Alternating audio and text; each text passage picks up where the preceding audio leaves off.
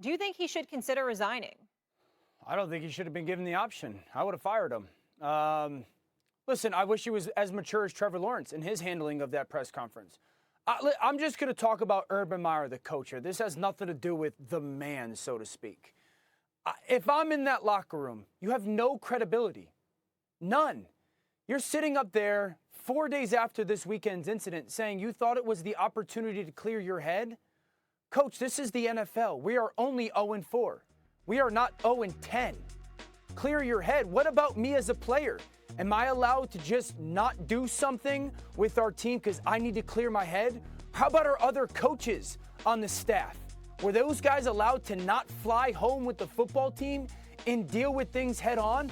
As a player, there's a lot of things you want from your coach, but you want a guy that in the midst of the storm never wavers, that gives a very clear message of how we are going to dig ourselves out of the hole, that how we are going to handle the situations, that does not roller coaster with the circumstances of what is going around us. You want someone that is going to point you in the direction when everything around you is in chaos.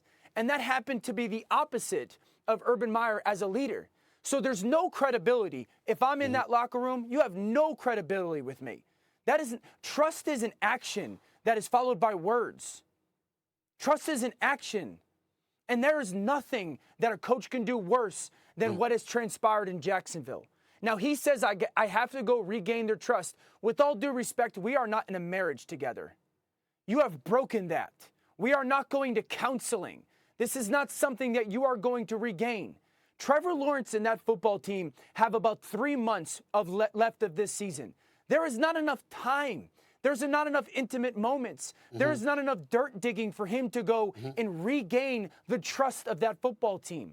That football team, player-wise, will lead themselves moving forward. And the last thing I'll say is this. The most important draft pick they ever took was Trevor Lawrence. And the future of their organization is solely dependent on how good he performs over the next decade. You better have the right person, the right leader, and in charge of that kind of process.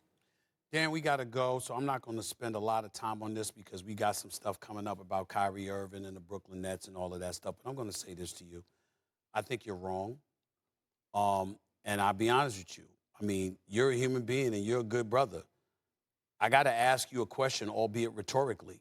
People don't get to make mistakes. When you talk about Urban Meyer, and put me up on the split screen because I want to look at Dan Orlovsky when I'm saying this. Urban Meyer, the last 2 times he's coached football, was over 13 years, albeit on the collegiate level. Won a national championship in Florida and won 81% of his games. Won a couple of national championships at Ohio State, won 90% of his games. Even though he's done some questionable things, clearly winning football games, ain't a question about that. He knows what he's doing in regards to coaching the game of football. So when you bring up the fact that my success depends on you, well, there's no resume of Urban Meyer that shows that he can help a team win football games. Not yet.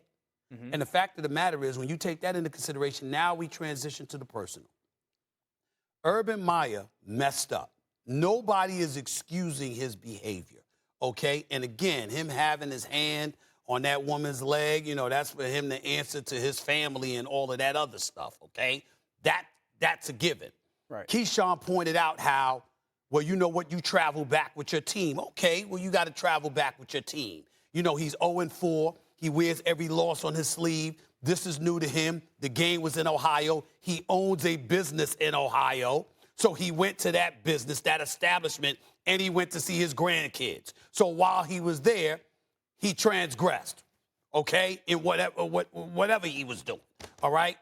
My point is that you can excoriate him. You can sit up there and say you better than that. You can sit up there and look at him and say, look, man, you have this responsibility. And you can do what Shad Khan, the owner for the Jaguars, did. Yeah. He lost our trust. He's got to gain it back. This better not happen again. But you and I have both seen people who have lost the trust of a fan base, of their team, even of their employer, and regained it. All I'm saying is it's not a period and an exclamation point that should be attached to Urban Meyer's resume off of this one incident.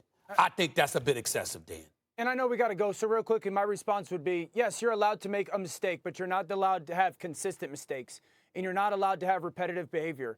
Too much is given, much is expected. There's 32 jobs like this in the world, and he has one of them. It's a high expectation level. I agree with that. Yeah, and I think of guys like Eric Bieniemy who would kill for this job and deserve a job like that. And Well, I'm not talking about the repeated history. I'm just talking about this one incident, but I understand. Thanks for watching ESPN on YouTube. For live streaming sports and premium content, subscribe to ESPN+. Thanks for watching ESPN on YouTube. For live streaming sports and premium content, subscribe to ESPN+.